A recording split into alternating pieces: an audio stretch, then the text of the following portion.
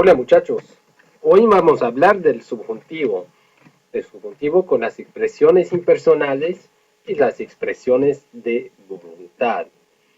So today's topic is the subjunctive, an introduction to the subjunctive with expressions of will, wishing and wanting or will, and impersonal expressions. And we're only going to deal with regular verbs today, conjugaciones regulares. So here are some examples of the subjunctive. See if you can identify the format of these sentences, which is always very similar.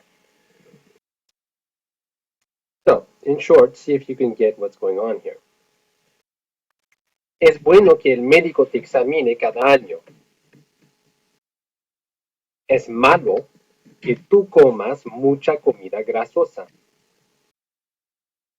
Es necesario que usted haga ejercicio. La enfermera recomienda que ustedes corran más. El entrenador quiere que nosotros descansemos y durmamos bastante. Más ejemplos. Estoy triste que usted se sienta mal. El médico sugiere que yo tome esta pastilla. No estoy seguro que Pilar haga flexiones cada día. Ojalá el doctor no me recete nada. Paco no cree o niega que necesitemos levantar pesas. So, notice what was in the middle of each sentence. And here's a case where you might want to have the PowerPoint open next to the screen, or you might want to rewind here and have a look. So what's in the middle of each sentence except for the sentence with ojalá, which is a special case. And I'll give you a hint, it's in red and bold. What was the subject, or was the subject of the sentence the same on each side of the que? What do the verbs in green look like? Do they look like normal present tense conjugations? Do they look like verb forms you've already seen? If they do, where have you seen them? I want you to note this. Okay, so go ahead and answer these questions. What was in the middle of each sentence? So you can note this on your piece of paper and bring it to class, part of your homework. Was the subject of the sentence the same on each side of the que? And what do the verbs in green look like? Do they look like normal present tense conjugations, or do they look like verb forms you've already seen? Where, if that's the case? Okay, the subjunctive is not a tense, unlike the present, the preterite, or the imperfect. The use of the subjunctive isn't meant to tell you about the time frame of an event. It can, but it's not really meant to do that. It simply tells you that one person is trying to influence another in some way. It's a mood. We use the normal present tense or the indicative, that's the fancy word for the normal present tense, what you've learned up to now, to describe facts or indicate facts, hence the word indicative. We use the subjunctive to talk about how we feel about things or how we want someone else to feel about things. So, estos son los requisitos. These are the requirements for making a subjunctive sentence. Every subjunctive sentence, with the exception of a sentence with ojalá, which is a special case, has all of these elements. It has two verbs. Two verbs are joined in the middle by que, in the middle of the sentence usually. There's a change of subject. Okay, so yo quiero que tú, or tú insistes en que nosotros, or Santa Claus decía que la señora Claus, okay, all of those things, notice that the subject isn't the same all the way through. Okay, in the first example, yo, there was yo on one side of the que and tú on the other, then tú and then nosotros and Santa Claus and la señora Claus on either side of the que in the third example. So you can never have the same subject all the way through. The first verb must be a verb of feeling, doubt, influence, denial, or an impersonal expression implying any or all of the above. In this presentation, we're only going to focus on expressions of influence, wishing or wanting, and impersonal expressions. Okay, let's start with some impersonal expressions. These are common expresiones impersonales, and they all trigger the subjunctive. When you see one of these at the beginning of a sentence, you will have a subjunctive verb in the second part. And we'll talk later about how to make a subjunctive verb, how to conjugate it. But for now, let's translate each of the following. If you need to, most of these you can probably figure out, but if you need to look them up, go ahead and look them up on word reference or elsewhere. Note the translations on your homework sheet. This is part of your homework for tomorrow. You can go ahead and pause and do that. Okay, on the previous slide, we looked at expresiones impersonales, or impersonal expressions. They're expressions that start with S, usually. That's why they're called impersonal. They don't really have a person attached to them. And those always trigger subjunctive. Another trigger for subjunctive is wishing and wanting verbs, or verbs of influence. Okay? And here and on the next slide, we have several of those. Whenever you see a person doing one of these things, aconsejar, desear, decir is in the sense of giving an order, tell someone to do something. Importar, insistir en que, mandar, or necesitar. And then there's another person in the second part of the sentence who needs to do something, or it's important that they do something, or the first person insists that another person do something. That second part of the sentence is going to have to be subjunctive. So go ahead and translate these expressions, these verbs of influence or wishing and wanting on your homework sheet, just like you did a moment ago with the impersonal expressions. And pause and do that. Aquí tenemos más expresiones de voluntad. Okay? Here we have more expressions of wishing and wanting, or more verbs of wishing and wanting.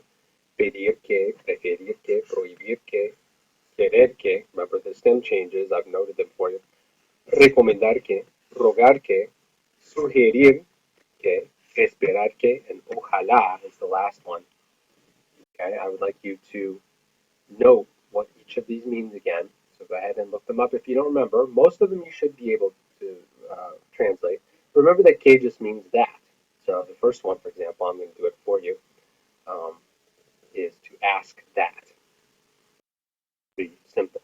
Okay, so go ahead and translate all of these on your homework sheet. You can pause again.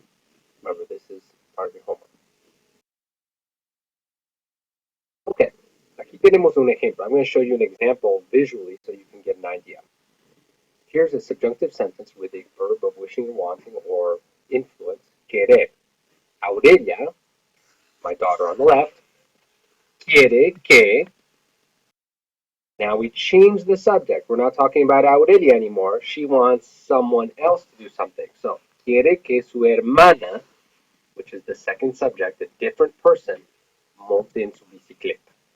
So you can see visually here we've changed person after the que, and we have a verb of wishing or wanting or influence, querer, in the first part.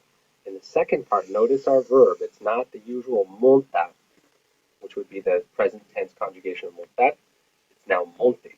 We have used subjunctive because of that quiere que in the first part. So, how do we make verbs in the subjunctive? We take the yo form of the verb first.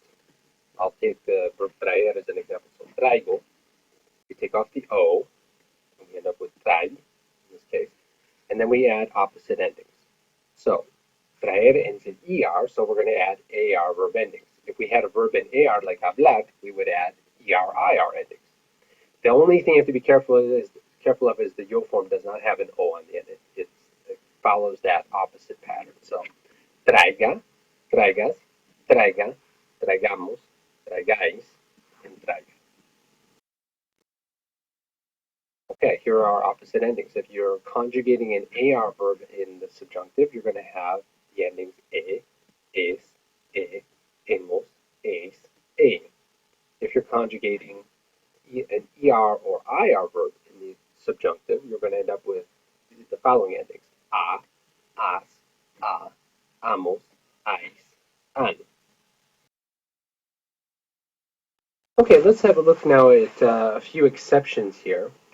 Okay, we have to be really careful with stem changing verbs because even though the yo form of morir, for example, is muero, when we get to nosotros, we have to change the o to a u instead. So we get muramos. So you end up with muera, mueras, muera, muramos, muera. The same thing happens with a verb like dormir, for example. That same change from o to ue in the nosotros form only is going to become a u. The same thing will happen with verbs that go from E to IE in the nosotros form. So nos divirtamos, for example, instead of nos diviertamos. Although all the other forms are going to be, take that yo form. Divierto, divierta, diviertas, etc. Haber only has one form that we're going to worry about right now. I, there is or there are, and the subjunctive is I. And then finally, as you'll notice here, we've seen this many times. Be careful with gastar when you add e's. All of a sudden, we have to change G to GU, C to QU, and zeta to C. Okay. La conjugación de subjuntivo. Now it's your turn. I want you to finish the sentence. Es importante que by conjugating hablar and comer in the subjunctive. Notice that es importante que is a subjunctive trigger. It's one of those impersonal expressions that's always followed by subjunctive. So you're going to go ahead and conjugate each of these verbs in the 6 forms below. I'm sorry, 5 forms below in each case in the subjunctive. Go ahead and do that on your homework sheet and bring it to class tomorrow. You can go ahead and pause now. Okay. Same thing with these. I'd like you to try vivir and divertirse. Remember that we just discussed divertirse, and it has a special case in the nosotros form. So be careful with that one. Also remember that divertirse is a reflexive verb, and that your pronoun is going to have to change with each subject. Furthermore, divertirse is now not being used as a command as we've been doing recently. It's just part of a statement. So all of the reflexive pronouns will come before the verb.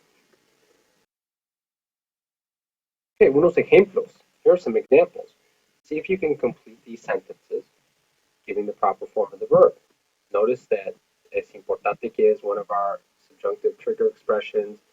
Mamá insiste en que tú. There we have an expression of wishing, wanting, or influence. Insistir en que. We have different subjects on each side, mamá and tú, and the que in the middle looks like a subjunctive sentence. So you're going to have to conjugate your verb in the subjunctive, and tú is the subject of that verb. Okay, make your way through this, see how you do. Careful, remember the rules are always the same. Take the yo form, drop the o, add the opposite ending. Okay, now we have verbos de voluntad y verbos de influencia. Here are our verbs of influence. We did have a couple on the last slide too, but this is all verbs of influence or wishing or wanting. Okay, that trigger subjunctive in the second part of the sentence. Notice that every time there's a different subject in the first part, and for example, number 1, Juan is the subject in the first part of the sentence, from the second part where we have tú, and they are separated by que in the middle. Okay, and of course our trigger is quiere.